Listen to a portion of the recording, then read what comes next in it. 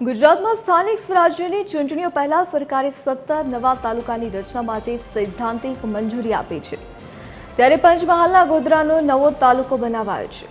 ગોધરાને નવો તાલુકો બનાવતાની સાથે જ વિરોધ શરૂ થયો છે। શહેરા તાલુકામાં આવતા પાનમ ડેમ વિસ્તારના 10 ગામોને ગોધરા તાલુકામાં સમાવેશ કરાતા લોકોએ વિરોધ નોંધાવ્યો છે। લોકોએ જિલ્લા કલેક્ટરને આવેદનપત્ર આપીને તેમને શહેરા તાલુકામાં જ રાખવા માટેની માંગ કરી હતી। શહેરા તાલુકાના પાનમ ડેમ વિસ્તારના બોરિયા, ચારી, મોર ઉંડારા, ખૂટકર, કોઠા, આસુંદરિયા અને જૂનાખેડા સહિતના ગામોના લોકોને આવેદનપત્ર આપ્યું હતું। શહેરા તાલુકો નજીક પડતો હોવાના કારણે ગામનો વિકાસ થઈ રહ્યો છે અને શહેરા તાલુકામાં રહેવાની માંગ સાથે કલેક્ટરને આવેદનપત્ર આપવામાં આવ્યું। હવે હાલ અત્યારે ગઈકાલે જે નવા તાલુકાની જાહેરાત થઈ એમાં સંતરામપુરમાંથી એક ગોધર તાલુકો નવો થયો। હવે તો અમારા 10 ગામ ગોધર તાલુકામાં આ લોકો જોઈન્ટ કરવા એવી અમને જાણકારી મળી છે।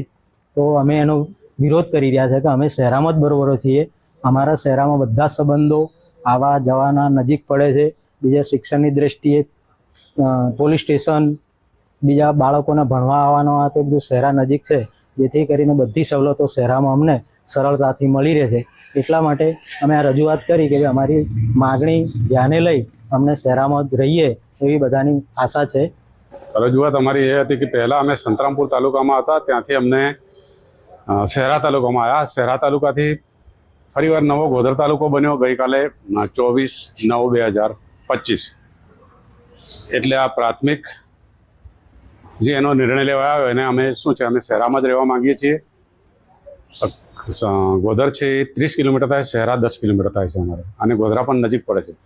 અને લુણાવાડા મહીસાગર જિલ્લામાં એ તાલુકો આવે છે, એટલે ત્યાં મહીસાગર જિલ્લામાં જવા માટે અમારી પાસે રસ્તાની વ્યવસ્થા નથી। ડુંગર આવે છે, ફરીને આમ પાનમ ક્રોસિંગ થઈને જાઓ અથવા તો ગોધર ફરીને જાઓ, એટલે શું છે બાળકોને પણ તકલીફ રહે, અમારે અવર જવરની પણ તકલીફ રહે છે।